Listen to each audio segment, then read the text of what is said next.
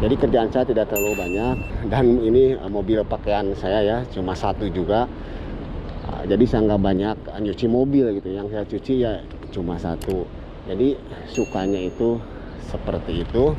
Kalau waktu lowong gitu nggak keluar sama majikan, jadi saya bisa keluar naksi gitu ya. Saya bilang majikan saya itu walaupun masih gadis, dia kaya raya ya.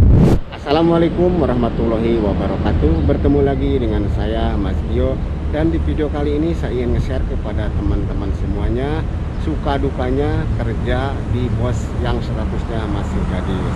Seperti biasa, sebelum saya melanjutkan video ini, dukung channel saya dengan cara di subscribe. Bagi yang belum subscribe, saya tunggu dukungannya. Bagi yang udah subscribe, saya ucapkan banyak-banyak terima kasih.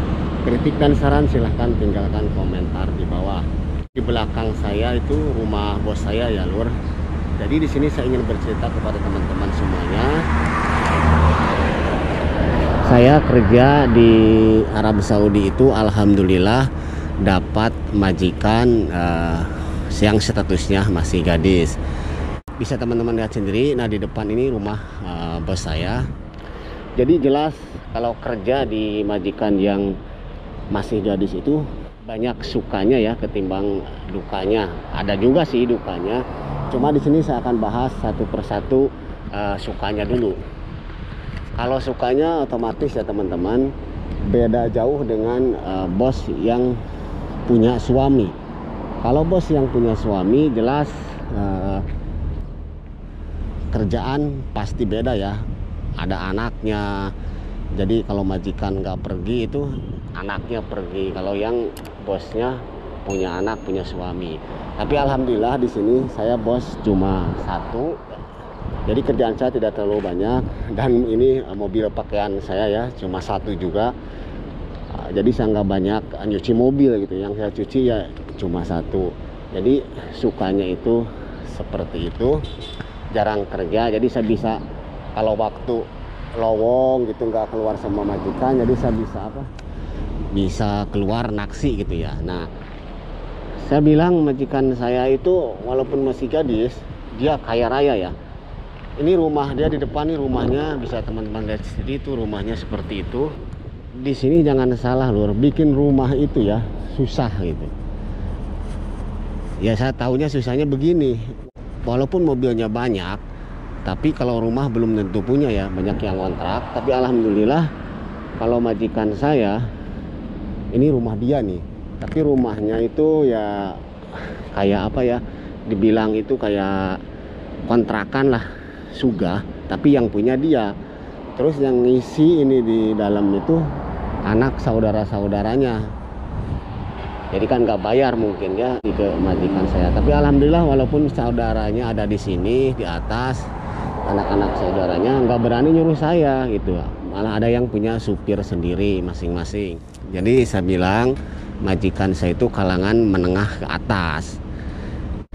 Kalau di kita kan rumah yang utama ya, kalau mobil kan nomor berapa gitu. Tapi kalau di sini itu mobil yang diwajibkan punya. Pasti orang semiskin-miskinnya orang sini itu punya mobil, tapi kalau rumah belum tentu punya. Nah, seperti itulah sukanya kerja di majikan yang masih gadis. Tapi yang tidak sukanya seperti ini lur. Jadi kebutuhan rumah ya, kalau ada kerusakan di rumah itu saya yang harus nyari orang yang ngebetulin gitu. Jadi kerjaan saya di sini ya bukan nyupir doang ya. Jadi bersih-bersih, buang sampah, nyiram ini tanaman. Ini depan saya suraung atau kemangi nih saya tanam, tapi karena kekeringan ya jadi daunnya agak jelek-jelek. Nah, kalau yang di depan sana itu pohon rehan. Saya tugasnya kalau majikan udah beres keluar miswar ya nyapu ini gitu saya ya, terus nyiramin tanaman ini di sini. Terus saya nyuci mobilnya cuma satu karena mobil saya itu cuma ini doang ya. Saya suruh ganti juga nggak tahu majikan ngomongnya iya tapi sampai sekarang ini belum diganti. Kayaknya dia tidak mementingin gitu kalau masalah mobil. Tapi kalau percaya saya kalau masalah duit ya banyak lur. Ya karena kan dia pensiunan dokter. Nggak tahu juga sih kenapa dia nggak nikah. Nih Ini yang di depan, ini kalau ini mobil keponakannya ya. Ini mobil keponakannya. Nah, terus kerjaan saya juga selain nyupir, jadi saya harus merhatiin air. Kan di sini air itu harganya lebih mahal daripada bensin. Ntar kita lihat tempat airnya ya, yang saya kontrol tiap hari. Nah, kalau mobil ini Mustang, mobil keponakannya juga nih. Tuh, mobil Mustang seperti ini tidak diurus ya, bannya sampai kempes. Padahal ini kalau di kita harganya miliaran. Ini tempat air lur. Nah, ini tempat air yang sering saya kontrol. Jadi takutnya kan kalau air tidak datang, ntar si Sanyo-nya itu nyedot terus, rusak. Jadi saya harus ngontrol air hampir tiap hari sih, saya ngontrol air ini ya. Kita lihat seperti apa nih. Ini airnya ya lur. Nah, tuh alhamdulillah sekarang datang air dari pump. Pekerjaan saya seperti itu. Tidak sukanya ya begini, yang dukanya itu jadi saya harus merhatiin ini, merhatiin air itu urusan saya gitu. Seandainya kalau nggak datang kan kita harus beli.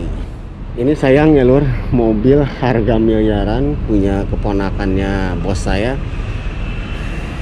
dibiarin seperti ini, tuh atapnya juga kayak gitu. Nah, jadi seperti itu lur ya, kerja di majikan yang tidak punya suami itu seperti ini. Tapi alhamdulillah ya, udah saya bilang tadi banyak kelebihannya. Jadi saya kerja tidak terlalu banyak gitu. Jadi bentuk rumah majikan saya seperti ini. Ya kalau dibilang di sini sih nggak mewah-mewah banget, cuma udah bagus gitu ya rumahnya. Karena orang sini banyak yang tidak punya rumah. Gitu lur. Punya rumah di sini itu udah hebat gitu ya. Beda dengan di kita. Kalau di kita kan hebatnya mobil banyak, rumah gede lah. Di kita kan seperti itu. Kalau di sini orang miskin juga di sini mobil mau punya gitu. Nah, kalau ini juga masih mobil ini ya, mobil punya keponakannya juga. Jadi yang menghuni rumah sebesar ini ada berapa ya? Ada 3-4 keluarga. Yang 3 itu keponakannya, yang 1 itu bos saya di sini. Alhamdulillah lah, bos saya itu dibilang kaya banget sih enggak, cumalah menengah ke atas kalau menurut saya ya, seperti itu. Terus sekarang itu bos saya kan kerjanya udah pensiun, untuk mengisi hari kekosongannya itu dia punya ini ya, punya apa? Punya kantor amil zakat gitu. Makanya sering saya sodako. Ini situasi dan kondisi di depan rumah bos saya ya. Itu di depan ada rumah yang ngangkrak udah bertahun-tahun, tidak selesai-selesai. Mungkin karena dananya juga ya terganjal, makanya dibiarin mangkrak seperti itu. Waktu di Arab Saudi lur sekarang sekitar jam 12 siang, makanya cuacanya lumayan cukup panas. Tapi saya berada di luar nih panas-panasan demi membuat konten, ingin nge-share kepada teman-teman semuanya ya. Di jalanan di depan rumah majikan itu walaupun ke dalam, bisa teman-teman lihat sendiri ya, jalannya cukup lebar. Kayak di kita mah jalan besar ya, jalan raya besar tuh. Nah, tadi ya tampak depan dari rumah bos saya. Sekarang kita melihat ke pinggirnya bos. Nih kita lihat ke sini. Nah, jadi posisi kamar saya itu di dalam sini lur ya. Nah, inilah posnya. Kalau pos rumah bos saya itu tidak terlalu besar ya, cuma segini, sempit kayak begini tuh. Ya saya paling ngebersihin ini juga ya, kalau udah kotor saya bersihin. Ini AC-nya ya lagi hidup, apalagi sekarang kan lagi musim panas, jadi orang sini tuh nggak bakalan kuat ya. Nih saya di pinggir sini aja udah berapa nih AC-nya? 1, 2, 3, 4, 5, 6, 7, tuh 8 sama sana. Tuh kalau di sana kamar saya lur ya. Jadi seperti inilah tempat tidur saya di Arab Saudi. Jadi walaupun rumah segede apapun, kalau kamar supir itu ya seperti itu, menyedihkan. Siapa tahu video ini menjadi referensi buat teman-teman semuanya yang ingin kerja di Arab Saudi. Persiapkanlah mental kalian, skill kalian, biar di sini itu dihargai ya. Ini yang paling penting, saya berpesan kepada anak-anak TKI, TKW yang orang tuanya kerja ke luar negeri. Jadi kalian itu jangan mentang-mentang orang tua lagi ke luar negeri, minta apapun ingin langsung diturutin. Kerja di sini itu tidak enak. Makanya buat anak teman-teman itu ya, sekolah yang benar, jadilah kebanggaan buat orang tua kalian. Jangan uang melulu, kasihan orang tua kalian yang kerja di luar negeri. Dan satu lagi pesan saya, kejarlah cita-cita kalian itu setinggi langit. Jangan memikirkan pekerjaan orang tua kamu apa. Pekerjaan orang tua kamu apapun juga, yang penting halal, itu adalah bagus. Jadi seperti itu pesan-pesan saya kepada anak-anak para TKI dan TKW. Jangan merasa minder gitu punya orang tua jadi TKI, karena kita itu jadi TKI di sini benar-benar pahlawan devisa. Ya segitu aja dulu untuk video kali ini. Mudah-mudahan video ringan ini bermanfaat dan bisa menghibur teman-teman semuanya. Bagi yang suka dengan video ini silahkan angkat jempolnya ke atas. Bagi yang tidak suka dengan video ini silahkan angkat jempolnya ke atas. Saya Mas Gio undur diri. Akhir kalam, wassalamualaikum warahmatullahi wabarakatuh.